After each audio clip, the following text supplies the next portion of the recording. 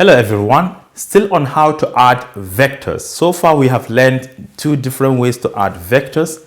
The analytic method by adding the corresponding components of each vector to get the resultant vector. And we have also learned how to add vectors using head-to-tail approach. So in this tutorial we are going to learn how to add vectors using parallelogram law of addition. And just a recap. If you have a vector A like this, and you have another vector B here, remember I told you that vectors are always free. They can be anywhere. To add these two vectors using head-to-tail approach, A plus B, if you want to add vector A and vector B together, take vector B. The tail of vector B should always be mounted onto the head of vector A, or the tip. So you're going to take, okay, this is not how vector A looks like. Vector A, which is this one, then mount the tail here of B. Then the sum of A and B is going to be the resultant vector from the tail of A to the tip of B. Something like this. This is A plus B, right? But in parallelogram, you have to first of all bring their tails together. You see this one? It's something like this. This is A. Instead of taking B to the head, the tail of B to the head of A, bring the tail of B and mount it onto the tail of A to have the same initial points. Something like this. This is B. Now we are going to form a parallelogram by copying this one parallel and mount it onto the head. Then take this one, copy that parallel to the one you have copied and place it here. So if I should copy this one and place it here, you know my hand is not accurate. This is going to be just a replica. Make sure that they are parallel. They will have the same magnitude and direction. This is also A. If you copy this one and mount it here, make sure the directions are the same. This one is looking this way. The one you have copied should also look the same direction. Likewise, this too. Now we have a parallelogram. If you form your parallelogram, the sum of the two vectors is going to be this vector that starts from where they meet initially to where you have their terminal points, their heads together. So this is going to be your A plus B. So this is the difference between this one. But literally, if you pay close attention, you can see that if you remove this one, it is going to give you this one exactly. So they are somehow similar. But this one you take from their tail to their tip. But this one you connect the tail to the head first, then you take the resultant vector. So now let us go to our grids and see how we can solve some problems, including subtraction of vectors. And here are our two problems. We would like to add these two vectors and subtract these two vectors. So let's start with the first question here. We are given a vector A in its components 2, 5 and B 5, -1. So now let us sketch these two vectors first.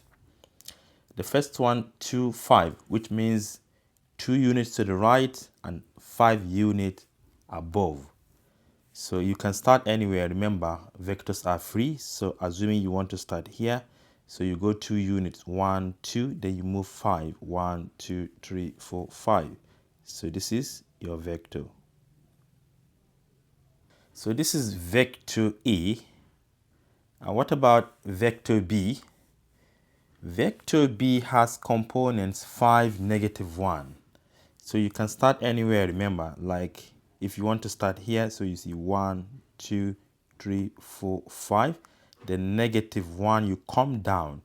So your vector will be this one. This is B. So how can you add these two vectors? Remember, we're going to start tail to tail. So I am going to bring this one, which is the second one, attach it onto the first one because they are free. They can move anywhere. So it will remain the same no matter where you take it to.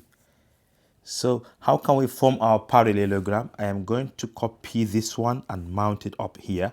So let me do that. Copy this. They are going to remain parallel. You see that? Then I'm also going to copy this red one and mount it here. Yes, something like this. So remember, this diagonal is going to be the resultant vector. So I am going to connect this point up to here. This particular vector in black is said to be A plus B. And how can you calculate it? Remember, you have to calculate the horizontal shift before the vertical shift. So you go 1, 2, 3, 4, 5, 6, 7. You see 7. And y-axis you have 1, 2, 3, 4. So 7, 4 is this resultant vector. All right, so I can confidently write it here, and you can confirm it using corresponding components. If you add 2 on 5, you're going to get 7. 5 plus -1, that is 5 minus 1, which is 4. So it is true. Now what about the second one? To subtract vector D from vector C, let us sketch the two vectors. Let's start with C, that has components -2 and 4. -2 implies you should move horizontally 2 units to the left. For example, if you want to start here, you move 1, 2, then you move 4 units above 1, 2, 3, 4. So my vector is going to be this one. Yes, and the direction is up there. This is the direction. This is vector C. Now, vector D has components 3, -2. 3 implies you should move to the right. 1, 2, 3. Then -2, you move down 2 units. 1, 2. So let me sketch this vector. Yes, this is the vector, and the direction is down here. This is vector D. But remember one thing, if you want to subtract one vector from the other, like here, we want to take away D from C. It is simply the same thing as adding C to what? -D. And -D will only change the direction of the vector. So if this is D, -D will be what? The direction will change. Let me just copy this one and show you.